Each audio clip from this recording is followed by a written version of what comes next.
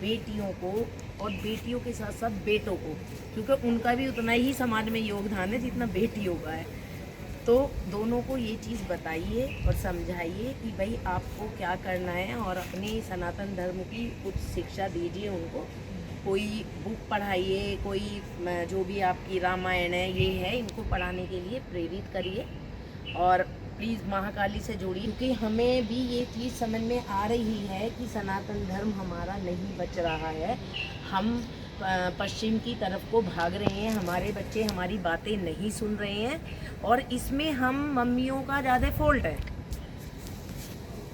हमको लगता है कि इस चीज़ को हम अगर अपने बच्चे को कोई भी धर्म की चीज़ें बता रहे हैं तो हम बहुत गंवार हो गए हैं। गंवार नहीं है, हम अपने बच्चे को सुरक्षा दे रहे हैं। हमारे बच्चे को पता होना चाहिए कि हमारा बच्चा क्या गलत कर रहा है, क्या सही कर रहा है। ये चीज़ें हमारे बच्चे को पता होनी चाहिए। आप लोग को जैसा कि विदित है कि आजकल कितनी घटनाएं घट रही हैं, सब लेडीज़ों पे कितने अत्याचार हो रहे हैं, रेप हो रहे हैं, मुसलमान हम पे अटैक कर रहे हैं, हमारे सनातन धर्म को ख़त्म कर रहे हैं। हमारे बुजुर्ग जो हैं, हमारी जो धूरी हैं, हमारे घर परिवार को एक पेड़ है, नीम का पेड़ है, जो इनके छाँव में हम पलते हैं, वो अनाथ हैं बेचारे, शेल्टर होम में पड़े हुए हैं, रोडों में पड़े हुए हैं। उन सबको बचाने के लिए, अपने सनातन धर्म को बचाने के लिए हमारी बड़ी बहनों ने हम लोग को मार्गदर्शन दिया, एक महाकाली ग्रुप बनाया। मैं बहुत खुश हुई कि आज इस टॉपिक पे मीटिंग रखी गई है। बस मैं तो यही कहना चाहती हूँ कि हर माँ बाप अपने बच्चे को अच्छे संस्कार दें, अच्छी शिक्षा दें।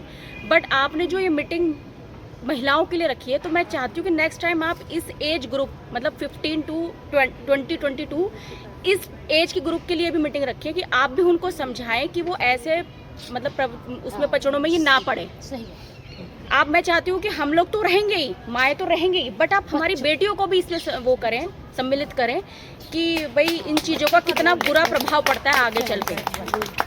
मैं बस यही रिक्वेस्ट है मेरी आप। तो हम यही चाहते हैं कि हमारे समाज में जो हमारे बच्चे हैं, बेटी हैं, बहुएं हैं और बच्चों के बच्चे होंगे, उन्हें हम अच्छे संस्कार दें।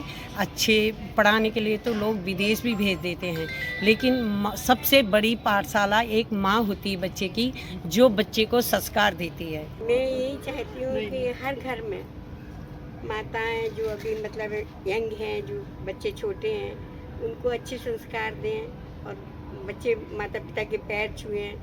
एक उनका रूटीन बना दें, कम से कम 5 मिनट 5 भगवान के सामने ये रामायण का पाठ 2 चौपाई पढ़ लें वो, तो धीरे धीरे क्या होगा कि उन चौपाइयों का अर्थ सहित पढ़ें वो। तो आप लोग का जो ये प्रयास है वाकई सराहनीय है, और मैं चाहती हूँ ये आगे तक बढ़े।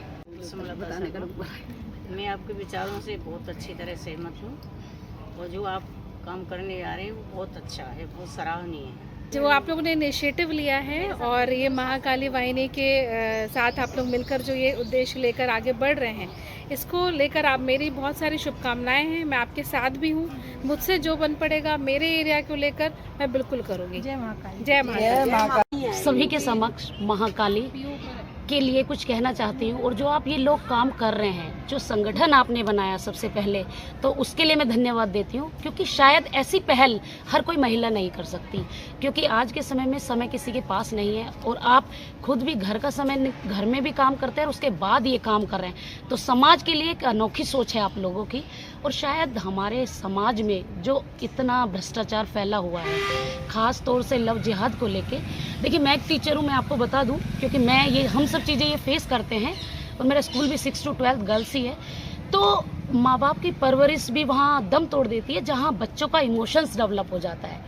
आप समझिए कि हम एक बच्चे को समझा रहे, एक टीचर समझा रही है, एक पेरेंट समझा रहा है, लेकिन वो बच्चा नहीं समझ रहा, क्योंकि वो उसका एडोसेंट पीरियड जो चल रहा है उसके आगे उसे कोई दिखाई नहीं दे रहा, सिर्फ वो लड़का दिखाई दे रहा है जो उसके लिए काम कर रहा है, सिर्फ वो उसको बहला रहा है, फुसला रहा है, लेकिन उसको आगे का नहीं पता।